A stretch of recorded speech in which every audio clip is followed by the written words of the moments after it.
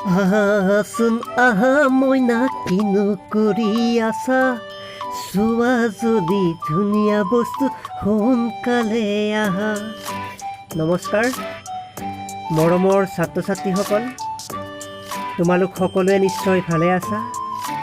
আহাচোন আজি আমি তোমালোকৰ প্ৰথম শ্ৰেণীৰ নতুন গণিতৰ ৩ নম্বৰ পাঠ আকৃতি নামৰ পাঠটি আলোচনা কৰোঁ।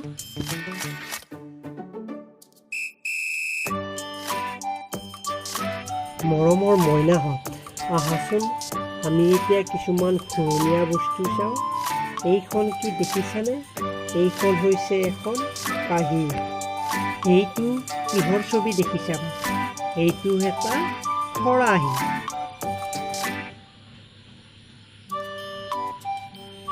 এইখন হৈছে ডলা।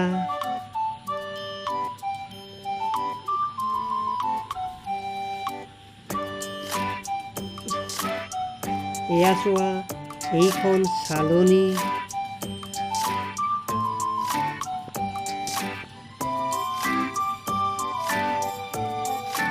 এইটো হৈছে এটা বাতি।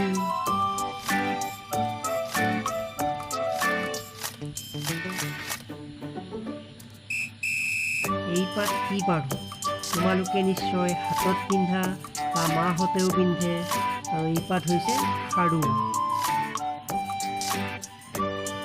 এইখন হৈছে এখন ঢাকনি।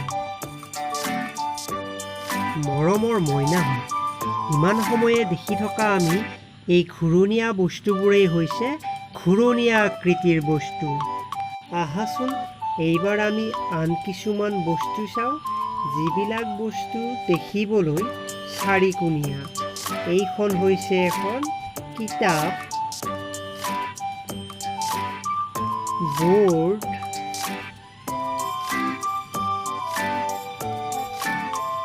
এইখন তোমালোকে খেলি থকা কেৰম বৰ্ড,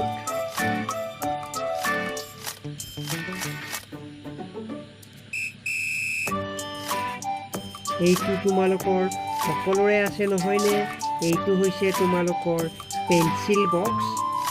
মইনাহঁত, এই চাৰিকোণীয়া বস্তুবোৰকেই আমি কি বুলি কওঁ জানানে? চাৰিকোণীয়া আকৃতি। এইবাৰ আমি কিছুমান তিনিকোণীয়া বস্তু চাম। এইটো কি দেখিছানে বাৰু? এইটো হৈছে তোমালোকে যে খাই ভাল পোৱা এইটো এটা আইচক্ৰীম।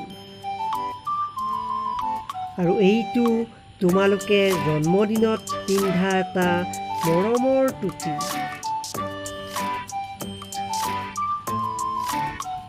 এইটো হৈছে এটা ঘৰৰ মুধচ।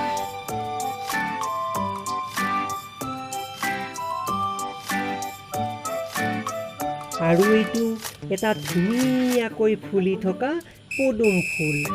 এই বস্তুবিলাকো তিনিকোণীয়া, অৰ্থাৎ এই বস্তুবিলাকক আমি কি বুলি ক'ম জানানে? তিনিকোণীয়া আকৃতি। এইবাৰ আমি সকলোৱে লগ হৈ কিছুমান আকৃতি সাজোৱা। ইয়াৰ বাবে তোমালোকক প্ৰয়োজন হ'ব কিছুমান সৰু সৰু গছৰ পাত, সৰু শিলগুটি আৰু দিয়াচলাই কাঠি। এইকেইটা হৈছে শিলগুটিৰে বনোৱা আকৃতি। এইটো এটা শিলগুটিৰে বনোৱা আকৃতি।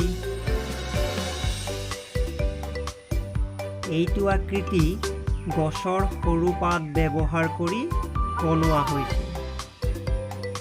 এয়া হৈছে দিয়াচলাই কাঠিৰে বনোৱা আকৃতি। তোমালোকে আঠা এটাৰে এইবিলাক আঠা লগাই কৰিব পাৰিবা। এতিয়া তোমালোকে এই আকৃতিকেইটা চোৱা আৰু নিজৰ বহীত আঁকা, আৰু একে আকৃতিৰ বস্তুকেইটা আঁচ টানি মিলোৱা। এইবাৰ ইয়াত কিছুমান আকৃতি অঁকা আছে, আৰু কাষৰ ঘৰটোত আকৃতিবিলাকৰ ৰং দিয়া আছে। ইয়াত যিটো আকৃতিত যেনেকুৱা ৰং আছে তোমালোকে মাজৰ পৰা বাছি উলিয়াই তেনেকুৱা ধৰণে কৰিবা। এতিয়া তোমালোকে এই মানুহৰ ছবিখনলৈ চোৱা। এই ছবিখন তোমালোকে তোমালোকৰ বহীত ডাঙৰকৈ আঁকিবা, আৰু ইয়াত দিয়া ধৰণে আকৃতিবিলাকত ৰং কৰিবা।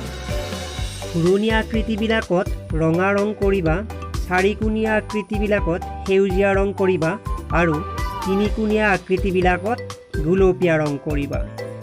মৰমৰ ছাত্ৰ ছাত্ৰীসকল, আশা কৰিছোঁ আজিৰ এই আলোচনাটিৰ পৰা তোমালোক নিশ্চয় উপকৃত হ'বা। পুনৰ লগ পোৱাৰ প্ৰতিশ্ৰুতিৰে আজিলৈ ইমানতে সামৰণি মাৰিছোঁ। ধন্যবাদ।